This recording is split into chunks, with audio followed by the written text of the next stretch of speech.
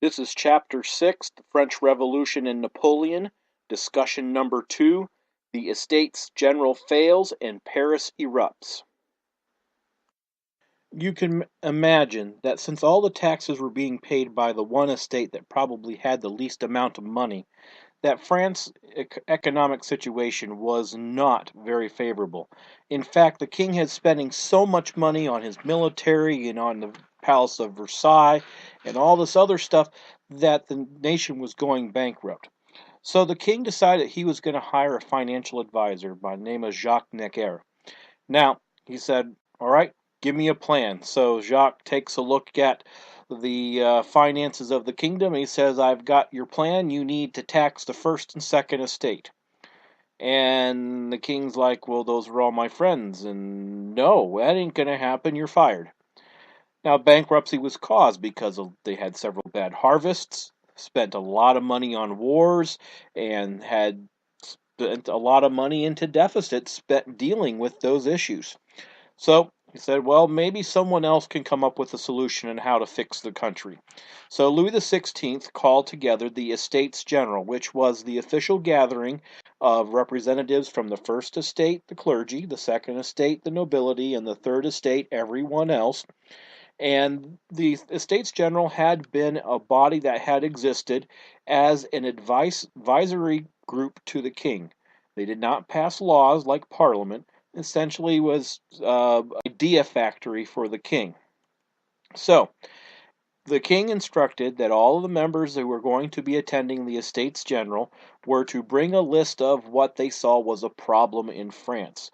This list of cahiers, or this notebook, where they were called cahiers. Now, each estate got one vote to decide how to fix the problem.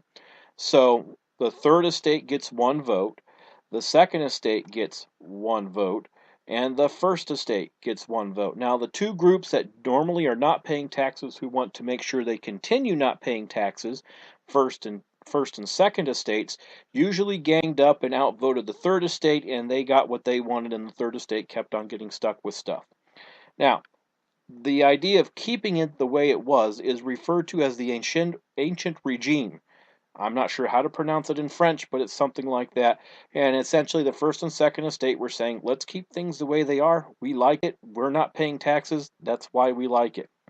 Now, the third estate demanded that we need to have a meeting where it's one vote per delegate.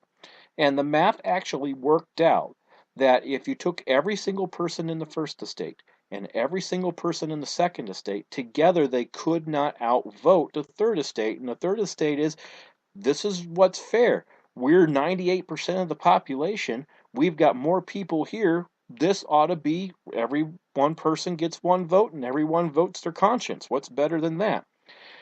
They started making some noise about making the king miserable for not letting the vote go according to delegate instead of by estate.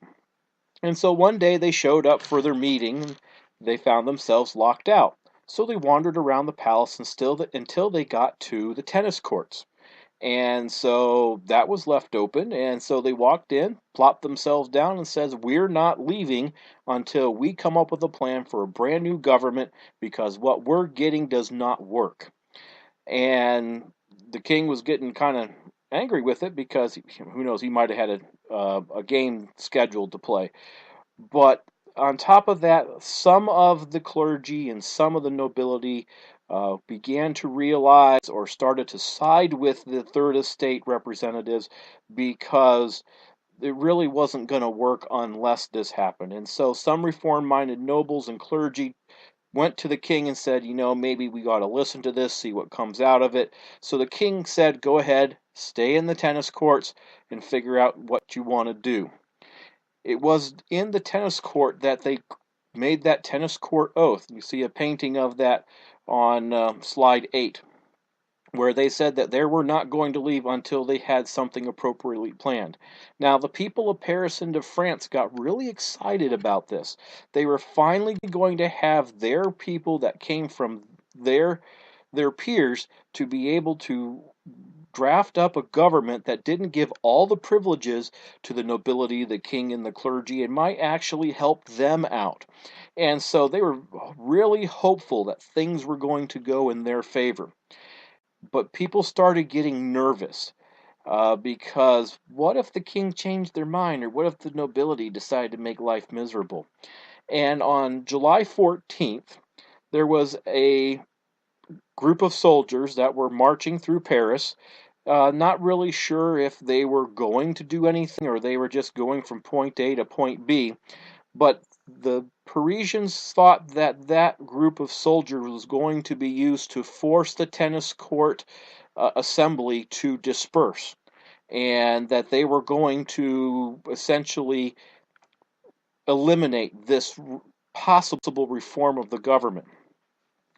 And the Parisian people decided that they were going to take matters into their own hands, and they were going to make sure that Paris was not going to be occupied to force this assembly that was in the tennis court to cease what they were doing. And they took out the soldiers, and then they stormed the Bastille, which is an old fortress that had been turned into a jail, which didn't have a lot of prisoners in it, but it did have political prisoners, and therefore it became one of those important symbols that these are the people that were standing up for our for political freedom, and they got imprisoned by the king. Let's get them free. And on top of that, there were weapons in the Bastille. And so the mob figured it would be the perfect place to try to get weapons in order to defend themselves against the army, to get the uh, political prisoners out. And so that's what they did. Now, this attacking of the Bastille is recognized as their Independence Day as much as our July 4th is in the United States. And so we have the beginning of the French Revolution with the storming of the Bastille. This concludes discussion number 2, The Estates General Fails and Paris Erupts, as part of the Chapter 6, French Revolution and Napoleon.